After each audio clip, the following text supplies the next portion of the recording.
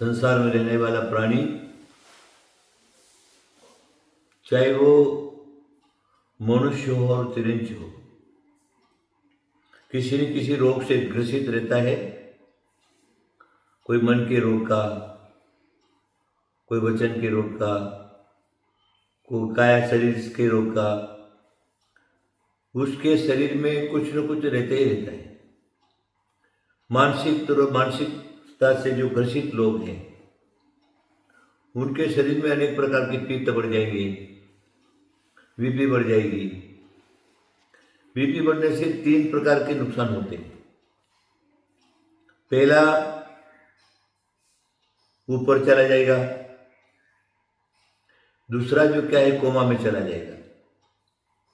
और उससे बच गया तो पक्षाघात हो जाएगा। ये बीपी का नियम है। हमारे चिकित्सक जो ग्रंथ हैं, बड़े बड़े आचार्यों ने जैनाचार्य से लगा करके, हिंदुओं के बड़े बड़े आचार्यों ने जो है वो आयुर्वेदिक औषधियों के शास्त्र लिखे हैं। और उन सब शास्त्रों के रस तंत्र सार वगैरह भी हैं।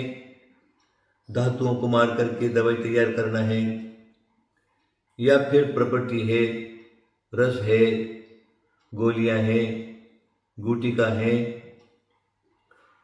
इस प्रकार बहुत सारे जो प्रकार हैं, काढ़ा है, चूर्ण है। रोग के निवारण को करने के लिए, रोग को रोकने के लिए बड़े प्रयास किए, बड़े बड़े ग्रंथ लिखे हुए हैं। उसमें आयुर्वेदिक ग्रंथ जो है सर्वश्रेष्ठ ग्रंथ माने हैं। देख लीजिए, वनस्पति विज्ञान में भाव प्रकाश निघंटु करके पुस्तक है, बड़ी है, बहुत बड़ी। प्रत्येक वनस्पति के उत्पादन, उसके गुण धर्म और किस रोग में क्या क्या काम आती है वो वनस्पति, वो सारे के सारे उसमें लिखे हुए हैं। इसी प्रकार और भी रोग को निवारण करने के लिए हमारे आचार्यों ने उसके प्रकार लिखे हुए हैं। ये सब दवाइयों की जगह पर है। दवाइयाँ तो काम करती है। वनस्पति, यद्यपि कलयुग के अंदर बहुत सी वनस्पतियां निर्गुण हो चुकी, जिसमें 100% काम करने की ताकत थी वो 50% रह गई, 50% वो 25% रह गई। और कोई वनस्पति 10%, 5% काम करती है। कलयुग का प्रभाव है। और लोगों की चर्या, आचरण, चारित्र, भाव वो ठीक नहीं रहने से वनस्पति करीब करीब फायदा देने में रुक गई, फायदा नहीं करती। दूसरा क्या है, प्राचीन जो हमने देखा है, जहाँ तक रस तंत्र सार वगैरह में भी हैं या वनस्पतियों में वगैरह भी हैं, तो उन वनस्पतियों को लाने के लिए बड़ा एक विधान लिखा हुआ है। उस विधान के अनुसार से वनस्पति लाते हैं और उस हिसाब से उसको धो साफ करके उसका ताजा रस भी दे सकते, पंचांग भी दे सकते। वनस्पति का पंचांग भी काम करता है, पत्ती काम करती है, मूल काम करता है, उसके बाद जो क्या है, फूल काम करता है और फल काम करता है। किसी का फल काम करता है, किसी का फूल काम करता है, किसी का मूल काम करता है, किसी की छाल काम करती है, किसी की पत्ती काम करती है। इस प्रकार अनेक प्रकार के प्रकार वनस्पतियों के हैं। अब किस रोग पर कौन सी वनस्पति लागू होगी, ये आयुर्वेदाचार्य ही निर्णय लेगा। स्वयं तोड़ करके ला और खा लिया तो फायदा नहीं करेगा। आयुर्वेदाचार्य जो क्या है, पुराने जमाने में आयुर्वेदाचार्यों को हमने देखा है, वो वनस्पति को शाम को जा करके सुपारी, पैसा, 5 रंग का धागा, ये सब ले जा करके वहाँ रख करके, हाथ जोड़ करके उसको मने प्रार्थना करके, हम इस औषधि के लिए, हम रोगी के लिए हम औषधि रूप में आपको ले करके जा रहे हैं, शाम को नोट करके आते। और प्रातःकाल जो लाने की जो विधि है, ऐसा लिखा हुआ है कि लोहे का शस्त्र भी काम नहीं, लकड़ी का शस्त्र, लकड़ी का एक फावड़ा वगैरह उससे निकाल करके विधिवत जो उसकी विधि लिखी है उसी हिसाब से उसको लेकर के आते थे और कूट छान पीस करके चाहे ताज़ा रस में देते थे या सुखा करके उसका चूर्ण बना दिया, या उसके साथ में दूसरी कौन सी वनस्पति मिक्स करना है वो मिक्स करके और रोगी को दिया, तो रोगी जो है 10-5 दिन में एकदम ठीक हो जाता था, तत्क्षण भी ठीक हो जाता था, या 2-4 दिन में 5 दिन में ठीक हो जाता। अगर कोई महारोग है तो महीनों तक भी चलता है।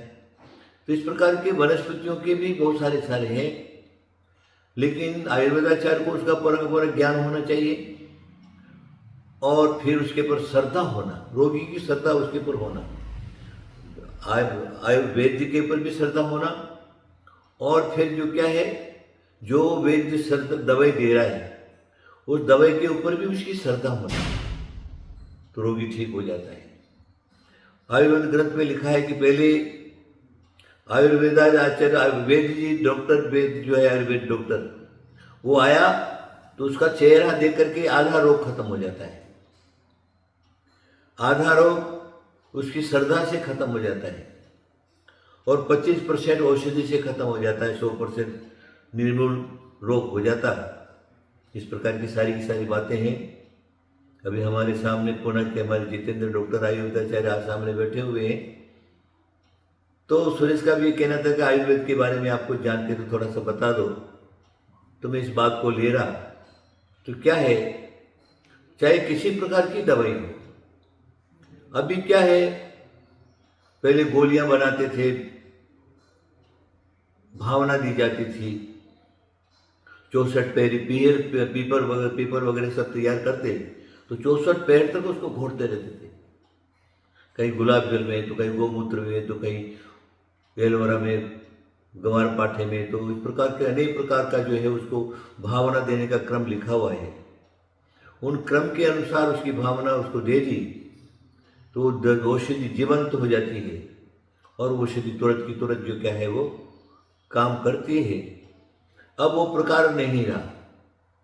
अब क्या है, पहले त्रिफला भी, हड़बेड़ा आंवला को भी जो है शुद्ध करके सुखा करके अपने घर में, और वैद्य जो क्या है अच्छी तरह से अपने हाथों से कूट करके और त्रिफला तैयार करता था, शीतोपलादि चूर्ण तैयार करता था, आदि चूर्णों का अनेक प्रकार के प्रकार हैं, तो उनको तैयार करता था, तो वो रोगी के ऊपर लागू होता। अभी बड़ी बड़ी कंपनियां हो गई, मशीन हो गई, मशीन का युग हो गया, किवन को पीसे जाते हैं, किलो जो पीसे जाते हैं एक साथ, और वो पीस करके और करते हैं, तो वो फिर वो औषधि तो जैसी गुण करना है उतना ही गुण करेगा।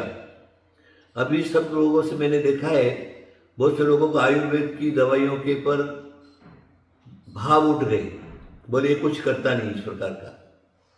इसमें औषधि का दोष नहीं है, जो बनाने वाला है उस बनाने वाले को उसकी विधि कैसी बननी चाहिए, कितने हिस्से में कूटना चाहिए, कितना हिस्सा इसके साथ मिलना चाहिए, वो क्रम टूट गया।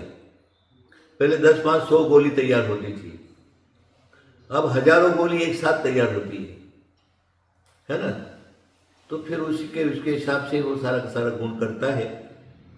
तो भी इन सब बातों को देखते हुए भी बहुत सी दवाइयाँ आयुर्वेद की जो हैं, जो अच्छे आयुर्वेदाचार्य हैं, वो श्रद्धा से बनाते हैं, अपने घर में बनाते हैं। हमारे हम जितेंद्र भैया को बोलते हुए कि दवाई, बोले महाराज बाजार की नहीं है, शुद्ध रूप से हम लोगों ने जो क्या है इसको तैयार किया हुआ है, इसीलिए आपके लेने योग्य हैं, आप इसको ले सकते हैं। मेरा ट्रीटमेंट जो भी है उन्हीं के हिसाब से चलता है, लेकिन वो शुद्धता से बना करके लाते हैं और हमारा चलता है। तो कहने का क्या आशय है, आप लोग क्या करिए, औषधि अवश्य लीजिए। सर्वप्रथम देखिए, एलोपैथिक जो वगैरह हैं वो क्षणिक तो आराम करेगा, लेकिन उसका साइड इफेक्ट पूरा का पूरा दिखाई देगा। लेकिन आयुर्वेद कोई भी दवाई है, भले गुण नहीं करे, लेकिन साइड इफेक्ट उसका कुछ भी नहीं है। इसलिए सबसे पहले नीतिकारों ने कहा है, शत्रु, घर के बाहर आने वाला कांटा और रोग, ये उत्पन्न होते ही तुरंत उसको खत्म कर देना चाहिए, उसको बढ़ाना नहीं चाहिए। रोग बढ़ा दिया तो महारोग हो जाएगा, शत्रु छोटा समझ के छोड़ दिया तो महाशत्रु बन जाएगा, और कांटे का पेड़ छोटा सा समझ के छोड़ दिया तो बड़ा रूप धारण कर लेगा। तो तीनों नुकसान के कारण रहते हैं। इसलिए पहले ही रोग तुम्हारे अंदर पैदा हुआ, तुरंत आयुर्वेदिक डॉक्टर के पास जाओ, वो दो चार गोली 10 गोली देगा, आपका रोग ठीक हो जाएगा, है ना। एलोपैथिक में वो नहीं है। एलोपैथिक आपको लगेगा लेने से तत्क्षण जो क्या है वो फायदा कर जाता है, लेकिन साइड इफेक्ट तो है, आयुर्वेद में साइड इफेक्ट नहीं है। इसलिए आप, मेरा सिर्फ इतना ही कहना है कि आप क्या करिए, पहले आयुर्वेद लीजिए, फिर आपको फायदा नहीं दिखा तो होम्योपैथिक ले लीजिए। उससे भी ज़्यादा अगर फायदा चाहिए, तत्क्षण चाहिए, तुरंत का तुरंत, तो एलोपैथिक भी ले लीजिए। वो भी दवाइयाँ तो दवाइयाँ हैं, है ना। बस इतना ही ध्यान रखना है कि साइड इफेक्ट नहीं हो, रोग महारोग नहीं हो, उसका ध्यान रखते हुए हम औषधि का प्रयोग करेंगे। देखो, शारीरिक रोग है, शरीर है तो रोग रहेगा ही रहेगा, रोग रहेगा, वात पित्त कफ तीनों रहेंगे, वो रहेंगे तो आपका शरीर जो है वो रोगी बनेगा ही बनेगा। इसलिए खान पीन का भी हमको ध्यान देना है, और रोग नहीं बढ़े उसका भी ध्यान देना है। और कौन सा आयुर्वेद डॉक्टर है या एलोपैथिक डॉक्टर है वो हमारा ट्रीटमेंट अच्छा दे सकता है, उसके पर श्रद्धा होकर भी दवाई खाएंगे तो आप निरोगी बन सकते हैं। मैं यही कहूँगा आपको, पूरा ध्यान दीजिए। आशीर्वाद आशीर्वाद आशीर्वाद।